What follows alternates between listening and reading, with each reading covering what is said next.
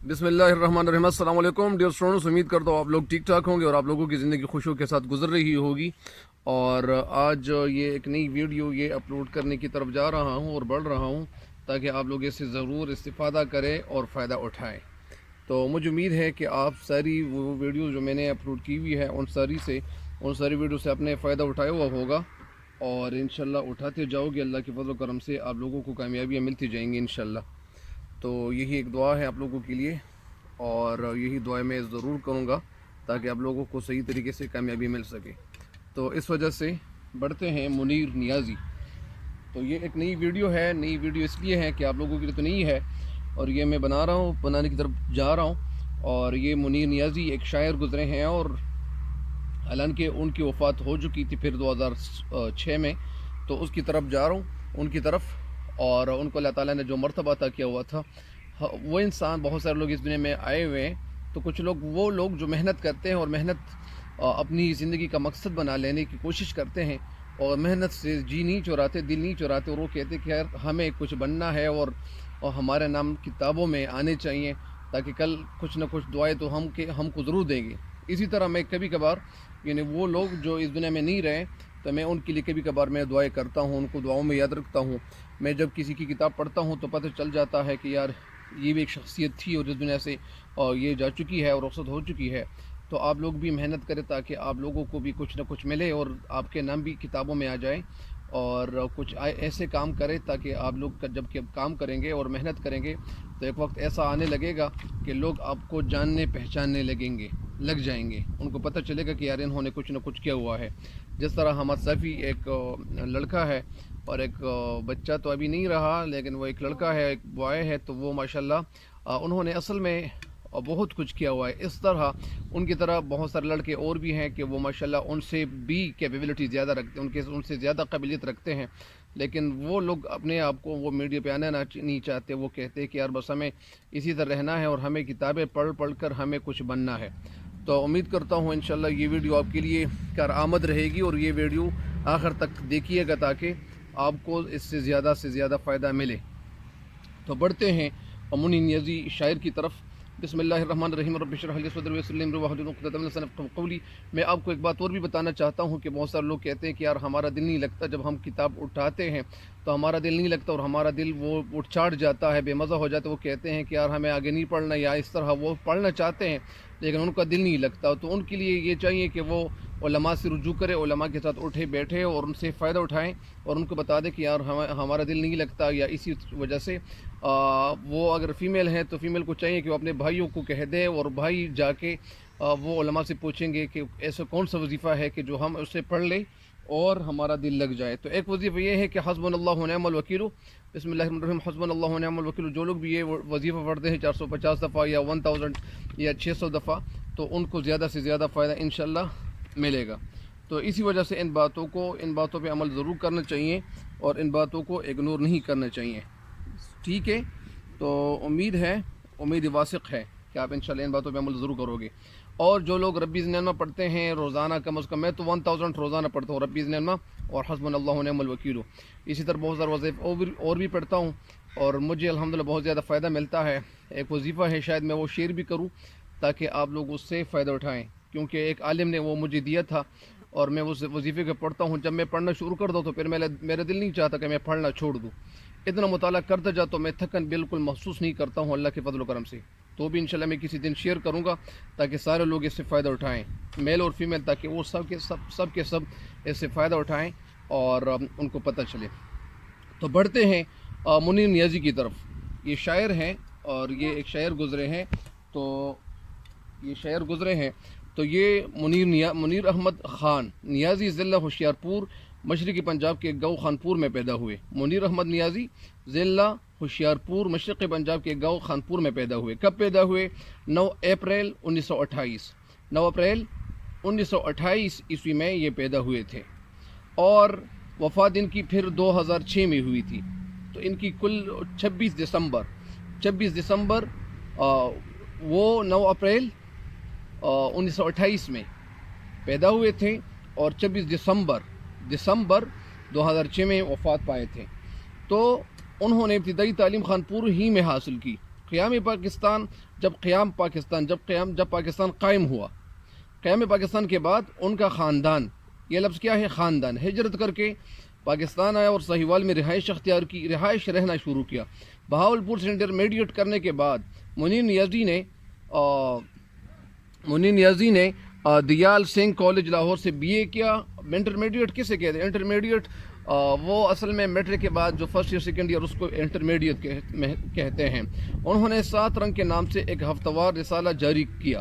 7 رنگ کے نام سے انہوں نے 7 رنگ کے نام سے ایک ہفتہ وار رسالہ جاری کیا۔ رسالہ میگزین جس کو کہتے ہیں۔ رسالہ کا لفظ جو ہے رسالہ، رسول، ترسیل، مرسل، مراسلہ، یہ سارے لفظ ایک جیسے ہیں۔ یا رسول کسے کہتے ہیں؟ رسول کی جمع رسول ہے، تو پیغام پہنچانے کو کہتے ہیں۔ تو ہفتہ وار رسالہ جاری کیا۔ اس کے علاوہ مختلف اخبارات، رسائل، اخبار کی جمع اخبارات، رسائل رسیلہ کی جمع اور رسالہ کی جمع، اور ریڈیو پاکستان سے بھی منسلک رہے۔ منسلک یعنی ان سے جڑے رہے، جبکہ فلموں کے لیے بھی شاعری کرتے رہے۔ منیر نیازی کی شناخت کیا ہے؟ شناخت کے لیے ایک ہی لفظ کافی ہے، اور وہ ہے تحیر۔ تحیر کے معنی حیرانی ہے۔ کچھ لوگ حیرانگی پڑھتے ہیں، لیکن یہ لفظ جو ہے وہ حیرانی پڑھنا چاہیے، حیرانی، نادانی، پشیمانی۔ تو تحیر کے شاعر ہیں۔ وہ نامعلوم، ایک نامعلوم ہے اور ایک نامعلوم ہے۔ تو اور نامعلوم کیفیت کی جمع کیفیات ہے۔ قوائف لکھنا، لیکن یہ ایک غلط العام کے طور پر آج کل یہ استعمال کیا جاتا ہے، لیکن خیر بہرحال آپ استعمال کر سکتے ہو۔ تو نامعلوم کیفیات کا سراغ لگانا چاہتے ہیں۔ سراغ، پتہ لگانا یا پتہ چلانا۔ اگر کوئی شخص کہتا ہے کہ یار پتہ لگاؤ، یار یہ شخص غائب ہے، اس کا پتہ لگاؤ، تو پتہ لگایا نہیں جاتا، پتہ چلایا جاتا ہے۔ پتہ چلاؤ، اس شخص کا پتہ چلاؤ کہ یہ کہاں غائب ہے۔ تو سراغ لگانا چاہتے ہیں۔ اور جانی پہچانی اشیاء کو، جانی پہچانی یعنی جو لوگ جانتے ہیں، پہچانتے ہیں، ان اشیاء کو، شے کی جمع اشیاء کو اپنی شاعرانہ حیثیت سے ایک نیا رخ دیتے ہیں۔ حیثیت حس کو کہتے ہیں، یعنی فیلنگز سے ایک نیا رخ دیتے ہیں، ایک نیا طرف، ایک نیا سمت دیتے ہیں۔ منیر کی شاعری محض خلا میں پروان نہیں چڑھی۔ خلا محض صرف، خلا میں یعنی خلا وہ جگہ جو خالی ہوتی ہیں، اوپر جو جس کو فضا بھی کہتے ہیں اور اس کو میرے خیال میں ایٹماسفیئر بھی کہتے ہیں، کا سراغ لگانا چاہتے ہیں، اور جانی پہچانی اشیاء کو اپنی شاعرانہ حیثیت سے اچھا۔ منیر کی شاعری محض خلا میں پروان نہیں چڑھی یعنی مطلب اس کو ترقی نہیں ملی، محض خلا میں اس کو ترقی نہیں ملی، بلکہ اپنے عہد کی ترجمانی کرتی ہے۔ اپنے عہد کی یعنی جو وقت ہے، ایک عہد ہے اور ایک عہد ہے۔ عہد کے معنی وعدہ، اور اگر یہ عین کے نیچے زیر آ جائیں تو اس کے معنی کیا ہوں گے؟ اس کے معنی ہے وقت یا زمانہ۔ وقت کی جمع اوقات ہے اور زمانہ کی جمع ازمنہ ہے۔ کیا؟ ازمنہ۔ ترجمانی کرتی ہیں۔ ترجمانی یعنی ایک حقیقت، یہ وہ ایک عکس نظر آتی ہے، بلکہ اپنے عہد کی ترجمانی کرتے۔ ترجمہ کرنا یعنی مطلب اس کا یہ ہے کہ تصویر اس کے اندر یہ موجود ہے۔ جو نئے رموز کی جمع، رموز یعنی اشارے کنایوں میں کسی بات کو سمجھانا۔ تو جو نئے رموز اور علامات سمبلز، علامت کو معلم بھی کہتے ہیں۔ جیسے ایک لفظ ہے کہ معلم، معلم۔ معلم کے معنی شاگرد، معلم کے معنی استاذ کی جمع اساتذہ، استاذ کی جمع اساتذہ ہے۔ اور استاد لوگ زیادہ تر لکھتے ہیں کہ استاد، تو استاد کی جمع اساتید ہے، استاذ کی جمع اساتذہ ہے۔ تو بہت سارے لوگ کہتے ہیں کہ یار استاد کی جمع اساتذہ ہے۔ تو آپ یہ تھوڑا سا سوچیں کہ جب وہ نقطہ، کہ جب دال کے اوپر تو نقطہ ہے، تو دال کے اوپر جو نقطہ آتا ہے تو اس کو استاد کی جمع اساتید ہونا چاہیے، اساتذہ نہیں ہونا چاہیے۔ استاذ کے اوپر پھر کیا آنا چاہیے؟ استاذ کے اوپر اساتذہ آنا چاہیے۔ تو اسی وجہ سے منیر کی شاعری محض خلا میں پروان نہیں چڑھی، ترقی نہیں ملی، بلکہ وہ اپنے عہد کی ترجمانی کرتی ہے، اپنے عہد کی باتیں بتاتا ہے، تصویر کشی کرتا ہے، تصویر کشی۔ جو نئے رموز اور علامات کے ساتھ ہمارے سامنے آتے ہیں، رموز جو نئے طریقے ہوتے ہیں، یعنی زندگی میں جو اسرار رموز ہوتے ہیں، ایسی چھپی ہوئی باتیں، ایسے چھپے ہوئے خیالات، حالات، ان کو بیان کرنا، اس کو یہ رموز کہتے ہیں۔ ان کی شاعری میں والہانہ سرشاری کا عنصر بھی پائے جاتے ہیں۔ ان کی شاعری میں والہانہ یعنی بہت زیادہ، سرشاری یعنی بھرپور، لبریز کا عنصر بھی پائے جاتے ہیں، ایلیمنٹ جس کو کہتے ہیں عنصر، لیکن یہاں مطلب اس کا یعنی یہ عنصر اس کی شاعری میں وہ نمایاں نظر آتا ہے۔ وہ اپنے ڈھنگ کے ایک الگ شاعر ہے. اپنے ڈھنگ ہی نہیں، اپنے ڈھنگ کے جو سینونم ہے تو وہ ڈھنگ کے سینونم، وہ طرز بھی ہے، شیو بھی ہے، طرز بھی ہے، شیو بھی ہے، اور لیک بھی ہے، طریقہ بھی ہے، چال بھی ہے، ڈھال بھی ہے، اور سلیقہ اور طریقہ اور بہت الفاظ ہیں. تو یہ ڈھنگ کے معنی ایک الگ شاعر ہے، یعنی الگ طریقے اور سمجھ سلیقے پہ جانے والے شاعر ہیں، جو گھسی پٹی راہوں سے دور کھڑے نظر آتے ہیں. یعنی ان راہوں سے یہ دور کھڑے نظر آتے ہیں. ان کا لہجہ عام اسالیب سے یا اسلوب سے اتنا مختلف ہے. وہ ان کا لہجہ اگر نیچے لام کے نیچے زیر آ جائیں تو یہ لہجہ ہے. لہجہ کے معنی طرز، ڈھنگ، طریقہ. اگر لام کے اوپر یہ پیش آ جائیں تو لہجہ کے معنی ناشتہ، بریک فاسٹ. یہ صبح کے وقت جو لوگ ناشتہ کرتے ہیں اس کو لہجہ کہتے ہیں. تمام اسالیب سے اتنا مختلف ہے کہ ان کی شناخت آسانی سے ہو سکتی ہے. یعنی ان کا جو طریقہ ہے زندگی گزارنے کا، اور وہ جو خیالات برتتے ہیں یا جو خیالات یہاں خیالات کا اظہار کرتے ہیں، تو ان کی طرف اشارہ ہے. ان کی ادبی خدمات کے صلے میں خدمات، یعنی خدمت جو انہوں نے جو سروسز کیے ہیں، جو خدمت ادب کی ہوئی ہے. ادب کے کئی معنی، ادب کے ایک معنی وہ لغت میں احترام کرنا ہے، لیکن یہ اصطلاح میں یہاں یہ معنی مراد لیے جاتے ہیں. اصطلاح میں ادب ان چیزوں کا مجموعہ ہے جس میں ناول ہو، جس میں داستان ہو، جس میں پوئٹری ہو، شاعری ہو، جس میں نثر کے کچھ اور ادب پارے ہو، بہت ساری چیزیں ہو. تو ان ساری چیزوں کو کھل ملا کے، افسانوں اور فکشن اور ناولز کو کھل ملا کے یہ کیا کہلاتا ہے؟ ادب کہلاتا ہے. ادب میں انسانوں کی جو سوچ ہے، جو خیال ہے، جو فکر ہے، جو تفکر ہے، یہ ان کو جلا ملتی ہے، ان کو چاشنی ملتی ہے. اور کبھی کبھار کچھ لوگ جب زیادہ پڑھتے ہیں تو ان کی باتوں میں ایک علمیت ٹپکتی ہے. یعنی جس طرح ہم کبھی کبھار جو ہم کتابیں پڑھتے ہیں، اور کبھی کبھار کچھ لوگ ایسے ہوتے ہیں جو پی ایچ ڈی ڈاکٹرز ہیں، وہ جو لوگ اس دنیا میں رہ رہے ہیں اور جو اس دنیا سے وہ جا چکے، تو اللہ تعالیٰ جو لوگ رہ رہے ہیں اللہ تعالیٰ ان کو لمبی زندگی دے، تاکہ وہ ادب کی جس طرح وہ خدمت کر رہے ہیں اور یہ کرتا رہے، اور اللہ تعالیٰ ان کے گھروں کو، اللہ تعالیٰ سب کے گھروں کو اللہ تعالیٰ حفظ و امان میں رکھیں. تو اسی وجہ سے ان کی ادبی خدمات کے سلسلے میں حکومت پاکستان کی جانب سے جانب کی جمع جوانب کیا ہے؟ جوانب ہے. حکومت پاکستان کی جانب سے ان کو کیا ملا؟ حکومت پاکستان کی جانب سے انہیں کمال فن، اس کو ستارہ آف ایکسیلنس، ستارہ امتیاز، انہیں کمال فن بھی نوازا گیا. تو ستارہ آف ایکسیلنس، کمال فن جو ان کا، یعنی ستارہ امتیاز ان کو جو دیا گیا تھا، پرائڈ آف پرفارمنس. تو کمال فن، پرائڈ آف پرفارمنس ان کو کب دیا گیا تھا؟ یہ 1992 عیسوی میں. تو بہرحال یہ مجموعے کلام ان کے ہیں: تیز ہوا اور تنہا پھول، جنگل میں دھنک، دشمنوں کے درمیان شام، اور 6 رنگین دروازے. 6 کا لفظ آج کل ایسے ہی لکھا جاتا ہے، پہلے دوسرے طریقے سے لکھا جاتا تھا، لیکن آج کل 6 کا لفظ اس طرح لکھا جاتا ہے. جس طرح ایک لفظ ہے چیچک، لوگ کہتے ہیں، لیکن اصل میں یہ لفظ چیچک نہیں ہے، اصل میں یہ لفظ چھیچک ہے. لوگ ویسے ہی کہتے ہیں کہ یہ چیچک ہے، لیکن یہ اصل میں چھیچک ہے یہ لفظ. تو اسی وجہ سے اسی طرح یہ اشارہ کیا جاتا ہے کہ یہ لفظ چھیچک ہے، چیچک نہیں ہے. چیچک وہ غلط پھر ہو جاتا ہے. اسی وجہ سے آج بڑھتا ہوں اس غزل کی تشریح کی طرف، تاکہ یہ جو اشعار کی طرف جا رہا ہوں، تاکہ اس سے آپ بھرپور فائدہ اٹھائیں، اور انشاءاللہ اٹھاتے ضرور جاؤ گے اللہ کے فضل و کرم سے. تو یہ اشعار ہیں ہمیشہ دیر کر دیتا ہوں.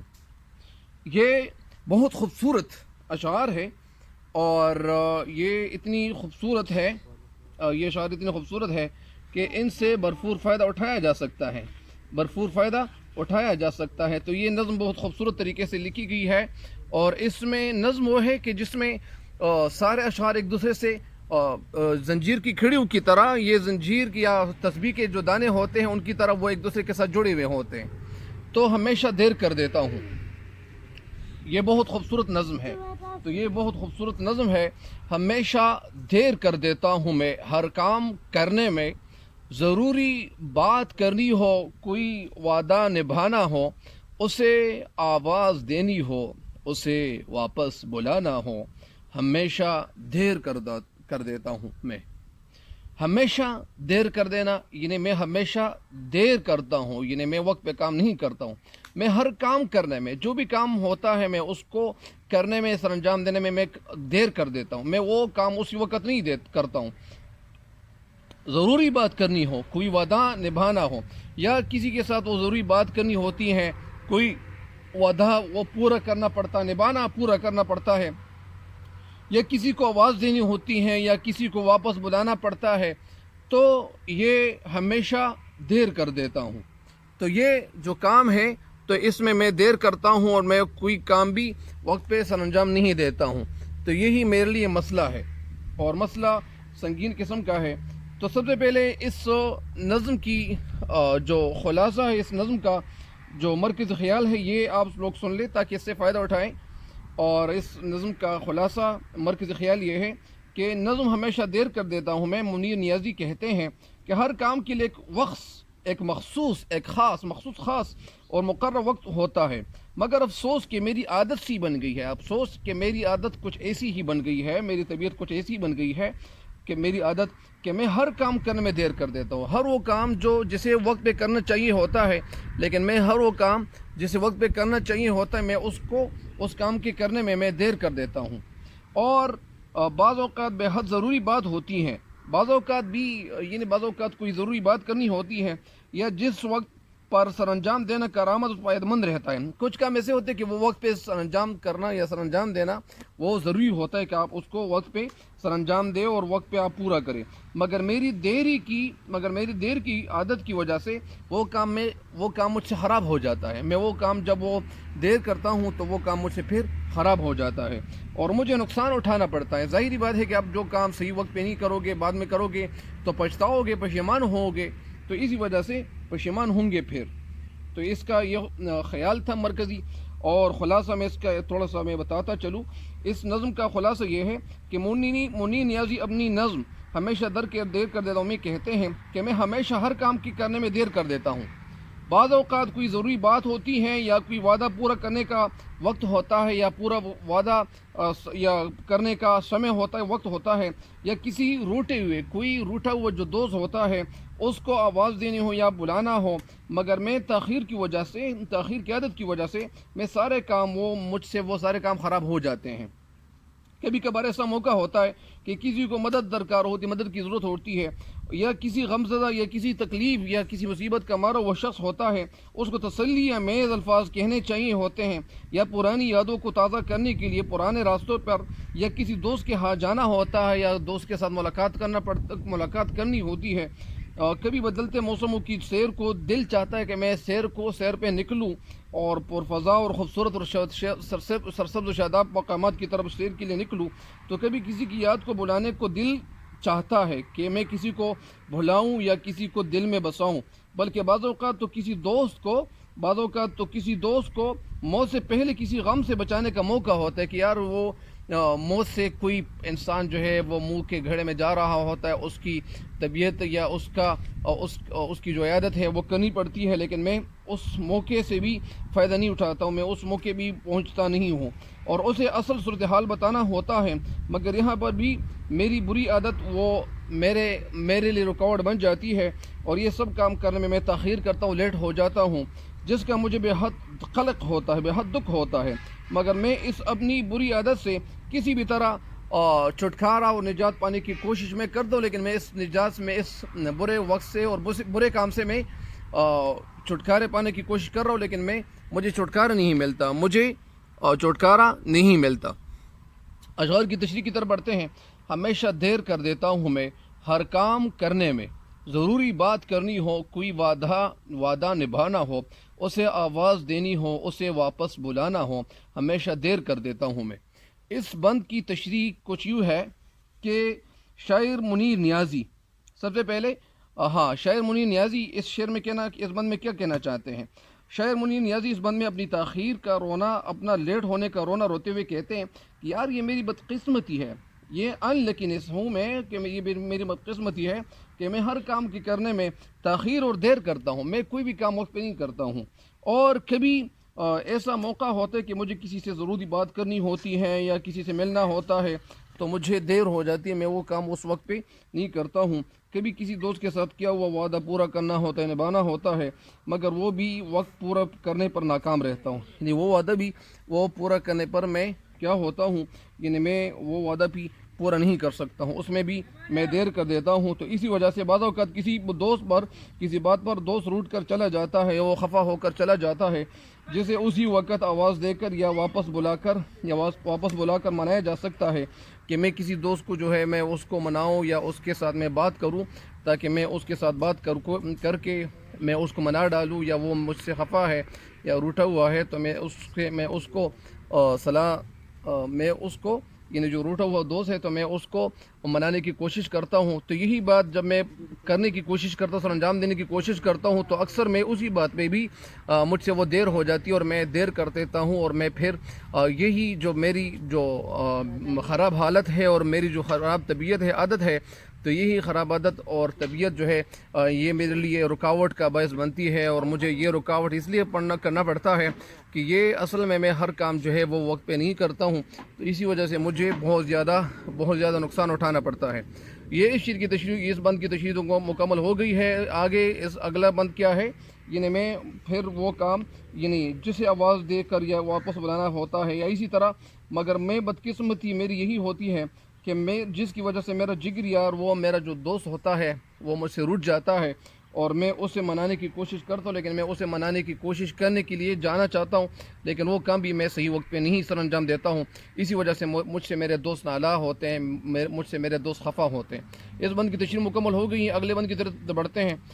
مدد کرنی ہو اس کی، یار کی ڈھارس بندھانا ہو، ڈھارس تسلی، دلاسا، ڈھارس اطمینان، مدد کرنی ہو اس کی، یار کی ڈھارس بندھانا ہو، بہت دیرینہ یعنی پرانے رستوں پر کسی سے ملنے جانا ہو، کسی سے یعنی وہ پرانے رستے جس پہ کسی سے ملنے جانا ہو، ملاقات کرنی ہو، ہمیشہ دیر کر دیتا ہوں۔ اس شعر کی یا اس بند کی تشریح کچھ یوں ہے کہ شاعر اس میں کہتے ہیں، شاعر منیر نیازی کہتے ہیں کہ میرا مسئلہ بڑا الجھن اور گمبھیر مسئلہ ہے، بڑا پیچیدہ مسئلہ ہے، میں ہمیشہ ہر کام میں دیر کر دیتا ہوں، جس کی وجہ سے مجھے اکثر اوقات ناقابل تلافی نقصان پہنچتا ہے، تلافی نقصان پہنچتا ہے۔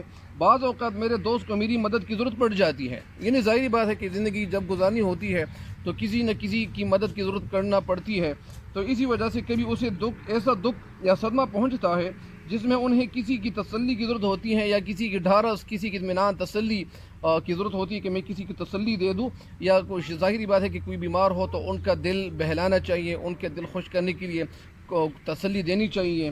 تو اسی وجہ سے مگر میں وقت پہ پہنچ نہ پانے کی وجہ سے ان کی مدد کرنے یا تسلی دینے کی بجائے اپنی تاخیر سے ان کو ناراض کر دیتا ہوں، میں لیٹ پہنچ جاتا ہوں تو پھر وہ ناراض بھی ہو جاتا ہے، اور حتیٰ کہ یہاں تک کہ جب سے ملنے پرانے اور جانے پہچانے رستوں پر چل پڑتا ہوں، کہ جب میں پرانے وہ جو میرے دوست ہیں میں ان کے ساتھ ملنے جاتا ہوں تو پھر کیا ہو جاتا ہے، تو تب بھی دیر ہو جاتی ہے۔ یعنی ظاہری بات ہے کہ جب کسی کے ساتھ یعنی ملاقات کرنی ہوتی ہے یا کسی پارٹی پہ جانا پڑتا ہے تو اس وقت بھی یہ جو میرا مسئلہ ہے دیر سے جانا، تو یہ میرا رکاوٹ بن جاتا ہے۔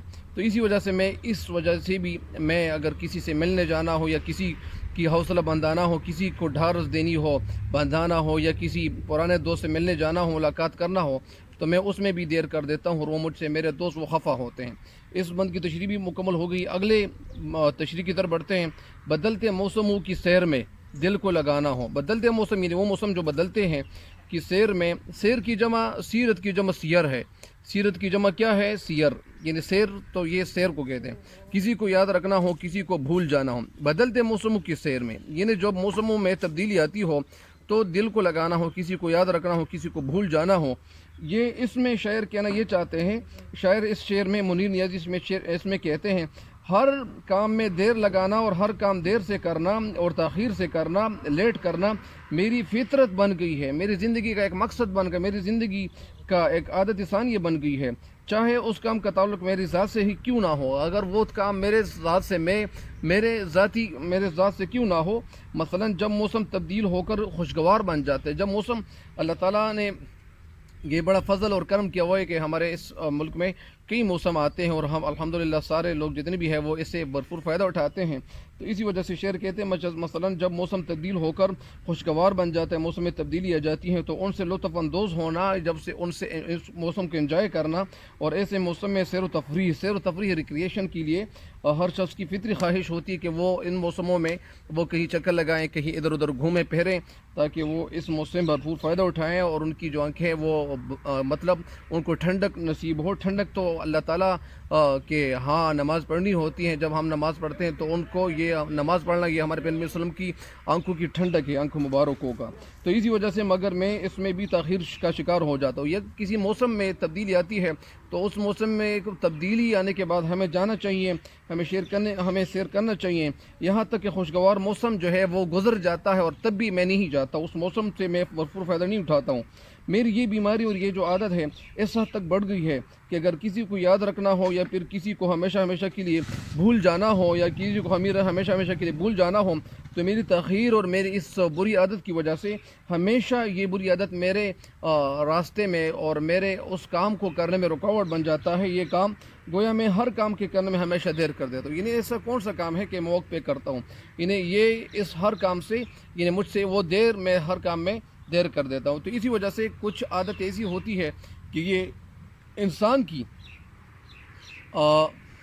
اسی طرح علامہ اقبال رحمۃ اللہ کے حوالے سے کسی نے کہا تھا، میں نے یہ بات سنی تھی کہ ان کے استاد تھے یا اس طرح ان کو بتایا تھا کہ اقبال لیٹ آتا ہے، تو انہوں نے بتایا کہ نہیں، اقبال پہلے آتا ہے، یعنی فتح پہلے ملتی ہے. تو اسی وجہ سے یہ ایک مذاق قسم کی بات ہے. بہرحال آگے جانا چاہیے. بدلتے موضوع یہ تو ہو گئی اس کی تشریح. کسی کو موت سے پہلے کسی غم سے بچانا ہو، حقیقت اور تھی کچھ، اس کو جا کر یہ بتانا ہو، ہمیشہ دیر کر دیتا ہوں. اس شعر میں یا اسی طرح اس مثلث نما شعر میں شاعر کہنا یہ چاہتے ہیں، وہ شعر جس میں دو مصرے ہو تو اس کو دو مصرے ہو اس کو شعر کہتے ہیں. اس طرح جس میں تین مصرے ہو، کبھی کبھار 4 مصرے ہو، تو 3 کو مثلث اور 4 جو مصرے ہو اس کو رباعی کہتے ہیں، اور جس میں 5 مخمس کہتے ہیں یا مخمس، اور جس میں 6 ہو تو اس کو مسدس کہتے ہیں، 6 کو مسدس کہتے ہیں. اسی وجہ سے یہ آخری ہے. تو کسی کو موت سے پہلے کسی غم سے بچانا ہو، حقیقت اور تھی کچھ، اس کو جا کر یہ بتانا ہو، ہمیشہ دیر کر دیتا ہوں. اس میں شاعر منیر احمد نیازی کہتے ہیں کہ شاعر اپنے دیر کرنے کی عادت سے بہت سخت خفا ہے، اداس ہے، مگر اسے کوئی راستہ سجائی نہیں دیتا، اسے کوئی راستہ دکھائی نہیں دے رہا کامیابی پانے کی. وہ کہتا ہے کہ اکثر اوقات تاخیر سے کوئی کام کرنے کی عادت مجھے بڑے نقصان سے دوچار کر دیتی ہے، بڑا نقصان مجھے پہنچاتا ہے کوئی کام لیٹ کرنے میں. کبھی ایسا موقع آتا ہے کہ میری وجہ سے میرا دوست مجھ سے وہ کسی بڑے غم اور صدمے سے بچا جا سکتا ہے. یعنی ایسا بھی ہوتا ہے کہ کوئی دوست جو ہوتا ہے وہ کسی مصیبت سے ان کو چھٹکارا دینا ہوتا ہے یا کسی کے ساتھ مدد کرنی پڑتی ہے، تو میں اس وقت بھی یعنی میں دیر کر دیتا ہوں. ظاہری بات ہے کہ دوست ہو کہ مصیبت میں کام آئے، تو جب مصیبت کے وقت کام نہیں آتا تو اس کو تو دوست نہیں کہا جا سکتا. اسی وجہ سے شعر کہتے کہ میں کسی کے ساتھ کام کرنا، میں کسی کو ڈھارس دینا ہو یا کسی کو تسلی دینے ہو یا کسی کی عیادت کرنی ہو، تو میں اس عیادت کو جا کر بھی میں لیٹ ہو جاتا ہوں، میں دیر کر دیتا ہوں. کبھی ایسا موقع آتا ہے کہ میری وجہ سے میرا دوست موت سے پہلے کسی بڑے غم اور صدمے سے بچایا جا سکتا ہے کہ میں اس کو بچانے کی کوشش کروں، کوئی بڑی مصیبت ان کے سامنے نہ آئے، یا کسی کو تسلی دے کر تاکہ ان کا حوصلہ وہ بن جائیں، ان کا حوصلہ بحال ہو جائیں. مگر تاخیر کی وجہ سے میں ایسا کرنے سے میں ناچار ہو جاتا ہوں، میں قاصر رہتا ہوں، میں اس کام کو کرنے میں، سر انجام دینے میں میں تعامل کی بجائے، دیر کی بجائے میں اس میں ناکام ہو جاتا ہوں. اور بعض اوقات کسی دوست کو غلط فہمی سے بچانے کے لیے، کہ مس انڈرسٹینڈنگ سے بچانے کے لیے حقیقت حال گوش گزار کرنا چاہتا ہوں. کبھی کبھار ایسا بھی ہو جاتا ہے کہ میں کسی غلط فہمی میں میرا دوست وہ جو ہے وہ مبتلا نہ ہو جائے کہ یار یہ جو منیر نیازی ہے تو یہ دوستی صحیح طریقے سے نبھا نہیں سکتا، اس طرح ان سے ہوتا ہے. تو اسی وجہ سے یہ کہتے ہیں کہ میں کسی کی مس انڈرسٹینڈنگ کو سمجھانے کی کوشش کرتا ہوں کہ یار کوئی مس انڈرسٹینڈنگ نہ ہو کسی کے ساتھ، کسی دوست کے ساتھ. تو اسی وجہ سے مگر افسوس کی بات ہے کہ مجھ سے یہاں بھی دیر ہو جاتی ہے. وہ یہاں بھی وہ میرا جو دوست ہے وہ مس انڈرسٹینڈنگ کا شکار ہو جاتا ہے, اور وہ ایسے شکار ہو جاتا ہے کہ میں اس دوست کو مس انڈرسٹینڈنگ سے بچانے کی کوشش کرتا ہوں تاکہ یہ بچ جائے, لیکن اس کے باوجود وہ دوست جو ہے وہ مجھ سے یہاں بھی نالا ہو جاتا ہے, اور یہاں بھی مجھ سے خفا ہو جاتا ہے, اور روٹ جاتا ہے, اور مجھ سے یہاں بھی دیر ہو جاتی ہے. اور میں اصل بات بتا کر اس کو سمجھانا چاہتا ہوں کہ یار یہ معاملہ ایسا نہیں تھا, میں آنا چاہ رہا تھا لیکن میں دیر کرنے کی وجہ سے, میں تیرے پاس آنا چاہیے تھا اور میں آنا چاہ رہا تھا لیکن میں دیر کر دیتا ہوں, اس لیے یہ میری بری عادت ہے. تو اسی وجہ سے یہ غلط فہمی دور کرنے میں ناکام رہتا ہوں, ناکام ہو جاتا ہوں.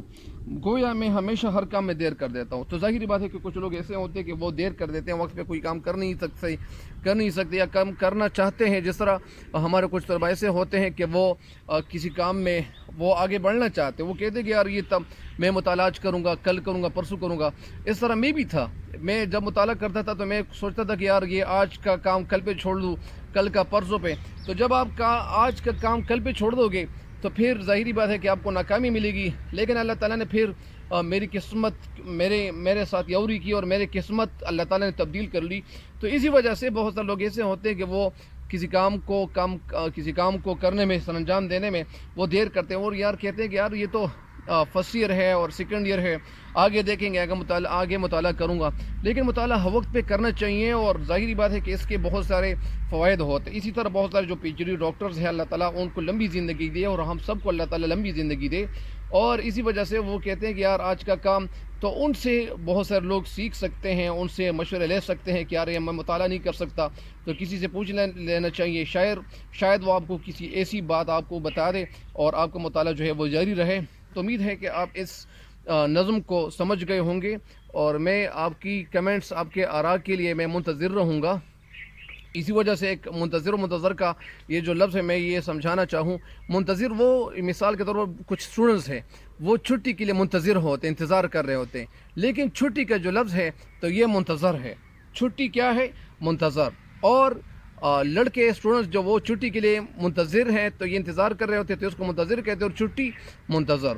اسی وجہ سے کچھ لوگ کہتے ہیں کہ میں استقبال کرنا چاہتا ہوں, تو استقبال کا لفظ ہے قبل آ جانا. استقبال سے الف سین تی ہٹا لے تو یہ قبل بن جائے گا, قبال بن جائے گا. تو استقبال اسے کہتے ہیں کہ آپ کسی کے سامنے کسی کے لیے آگے آنا چاہ رہے ہو, تو اسی وجہ سے یہ اس کو استقبال کہتے ہیں. تو اسی وجہ سے یہ شاعر انہوں نے جو یہاں شاعری کی ہے, یہاں یہ دو اشعار میں نے نقل کیے ہوئے, اس کا شعر کچھ دوسرا ہے. کہتے ہیں اکثر کہتے ہو میں تمہارا احترام نہیں کرتا, اکثر کہتے ہو میں تمہارا احترام نہیں کرتا, حیرت ہے میں تو ایسا کوئی کام نہیں کرتا, کرتے ہو گلا ہمیشہ دیر کر دیتا ہوں میں, کون سی شام ہے جو تمہارے نام نہیں کرتا. تو بہرحال یہ اشعار میں نے آپ کو بتانے تھے اور عرض کرنے تھے تاکہ آپ بھی کچھ نہ کچھ لطف اندوز ہو. اللہ تعالیٰ سے دعا ہے کہ اللہ تعالیٰ آپ لوگوں کو کامیابی دے, اور اللہ تعالیٰ ہم سب کو ہر وبا اور ہر بیماری سے اللہ تعالیٰ ہم سب کو دور رکھیں, اور اللہ تعالیٰ جو بھی بیمار ہے اللہ تعالیٰ ان کو شفائی کاملہ عاجلہ عطا کریں, اور اللہ تعالیٰ ہمارے اس پیارے پاکستان ملک کو اللہ تعالیٰ ہمیشہ کے لیے قائم اور دائم رکھیں, اور ہمارا یہ پرچم جو ہے یہ گرنے کبھی نہ پائے, اور اللہ تعالیٰ ہم سب کو سرخرو رکھیں, اور اللہ تعالیٰ ہم سب کو کامیابی دے, اور اللہ تعالیٰ ہمیں فتح یابی دے, اور اللہ تعالیٰ ہم سب کا حامی و ناصر ہو. اور امید کرتا ہوں کہ ہم سب انشاءاللہ اس دنیا میں اور اس ملک پاکستان کو ترقی دینے میں انشاءاللہ کوشاں رہیں گے, تاکہ ہمارا یہ ملک اور یہ جھنڈا اور یہ پھریرا اور یہ جو پرچم ہے یہ سربلند رہے. جس طرح پرچم کو پرچم بھی کہتے ہیں, عالم بھی کہتے ہیں, پھریرا بھی کہتے ہیں, جھنڈ بھی کہتے ہیں. بہرحال زیادہ ڈیٹیل میں جانا نہیں چاہتا ہوں, یہ آج کے لیے اتنا ہی کافی ہے. مجھے امید ہے کہ آپ انشاءاللہ ان اشعار سے بھرپور فائدہ اٹھا چکے ہوں گے, اور انشاءاللہ ضرور اٹھا چکے ہوں گے. اللہ تعالیٰ آپ سب کو کامیابی دے. والسلام.